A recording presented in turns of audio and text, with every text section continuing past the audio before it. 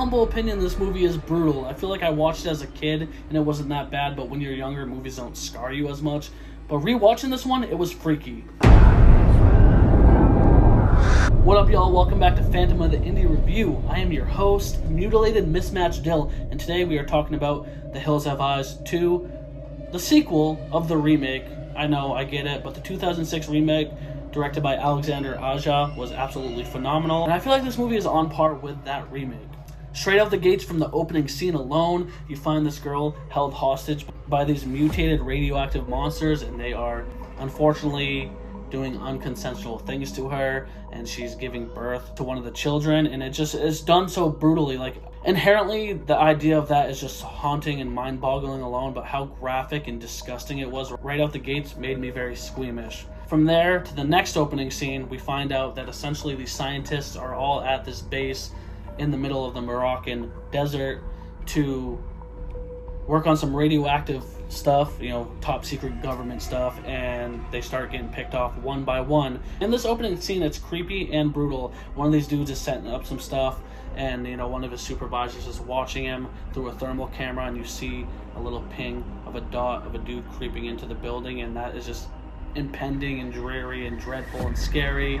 And then all the scientists get picked off really quick in brutal fashion too. Like, the thing I like about this movie, there's a lot of brutal kills. You find out that is just the opening subplot, and the main plot is that this misfit ragtag band of National Guard trainees, along with their sergeant, they finish up botching a mission that they were practicing, and they get a call saying that they got to do a quick drop off to the scientists to give them more supplies, and they're all hyped. The sergeant, he's very strict, but not in that over-the-top military way where you're like, I really can't stand this guy. Like, he obviously wants the best for his crew, but they're such a ragtag misfit group for a movie. Like, there's this fat dude named like Spitter with like a lisp. Like, no offense, I'm a fatty dude. I'm in the fat gang too, but there's no way he'd be in the National Guard. This little fucking Napoleon complex, small Rambo resurrected type dude. You got these two girls, you got the nerdy dude, you got the buff dude. Like, it's just so quintessential for a movie. It's kind of cliche, but it works together.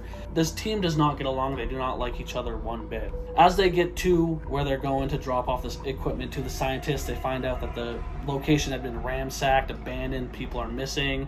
It turns into a search and rescue mission where they all got to go up to the hill because they see like a reflector up at the top. And that's the genius part, because they're like, all right, search and rescue time, we're going to go save these scientists. But it turns out that the mutants in the hills are setting them up for failure. They are luring them into their home, and they're pretty much essentially pulling a D-Day on them. And the thing that sucks about that too is that this team doesn't get along, and they're new. They're rookies, and they all don't like each other, so they're pretty much inherently set up. They're set up by these mutants. They all split up, they leave two of the soldiers behind, and they go up the hill. They go into the mutants' playing field, and it's creepy because once they're up there, they're stuck up on these hills, these jagged rocks, and there's not much you can do. You can't just run away and leave. So it really uses the title, The Hills Have Eyes, like from them being up on the hills and like stuck to when they're being watched by the creatures. You get like the POV creepy music of them being stalked and preyed. It really embodies the title of the movie too, and I really found that riveting. If you guys are liking this video so far, just give it a thumbs up, please. I know it's cliche to say it. I'm getting decent views lately, but the likes and comments are really what propel it and remind you that I'm dropping videos. The two soldiers that get left behind, essentially, they're all pretty much the main characters, but the main one is Private Napoli, who's the more rational one. Like, a lot of them have the cliches. They're the badass, the jerk, the two females, and Napoli is kind of like the rational one that is being misconstrued as like a coward. Like, dude, you're just a coward, you're just a pussy, you suck. And no, he's not. He's just really the one that's trying to rationalize and make this team stronger. He even said, let's not go up and do this search and rescue mission. And the sergeant's like, you suck, dude. What, do you hate this country? And he's like, no. He's left behind, and he goes to use a porta potty because he's got to drop a deuce bad. And as he's in there, one of the most fearing things happens. A hand pops out of the fucking porta potty. And not only is it a hand, you think like it's a mutant attacking him. No, they stuffed one of the scientists down there, slashed and gashed him, cut him open, and let him just soak in that disgusting filth, and it slowly killed him because, if you get poop and wounds, that's a no-no. Movie gets brutal and intense. I feel like every kill in this movie, aside from maybe one, are done well. They're creative, they're graphic, they're gnarly, and they're fun. Movie starts to pick up where they're up on the hill trying to finish this mission, and they finally get ambushed by one of the creatures. Spitter, the big fat dude, actually like starts shooting around, panicking. He's like, what was that? And they saw it, but they couldn't pinpoint it. And friendly fire ensues, and they accidentally kill the sergeant. Like, they popped the fuck out of the sergeant. And I was genuinely upset by that, because I liked the sergeant a lot. He was a great character, but they Tupac'd his ass. The sergeant's dead, so now they're all alone. So Napoleon and the other soldier come up the hill, and they all band together, and they're like, we are going to stop these mutants. One of the soldiers decides to go to the bathroom, and she's like, I'll be right back. And then she gets taken into the caves, and they have to go into the caves and fight for their lives, and you're like, God damn it. And I love the caves of inside the hills. Like, it's creepy, from them trudging through the water, not knowing if something's going to pop out to get them, to the bats flying through, to the claustrophobic nature. They really utilize every set of the outside, you know, the hills, the desert, the sun, and then now they're in this dank, decrepit, dusty ass cavern, and it's just crazy. And there's one dude who gets folded in half and dragged through a hole. This other dude gets his arm cut off and he falls from the cliff. It's crazy. It's insanity. But the feeling of the hills watching is so eminent and eerie. I feel like I keep saying that, but that's just cool.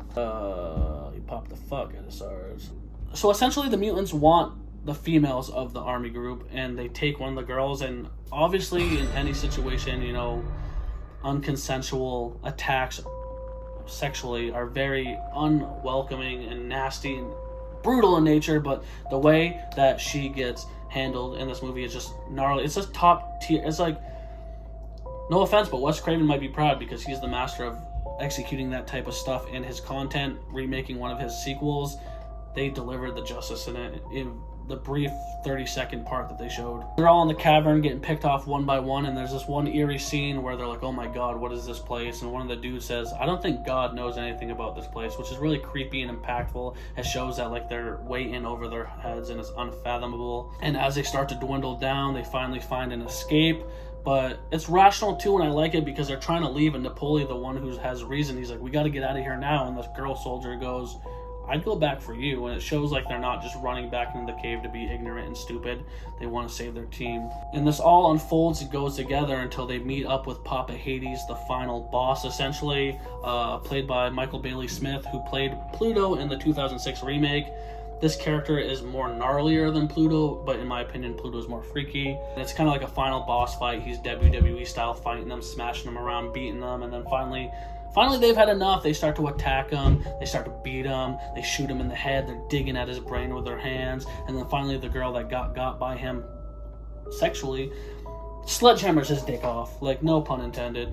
There wasn't a pun to be intended, so yeah. And they kill him, and it takes a lot, but they finally kill him, and they're leaving the cave, and then it hits you with a bittersweet ending where subtext comes up, and it says, the National Guard was never heard from again, and Sector 16, the place where they're doing this mission, is still unknown of existence.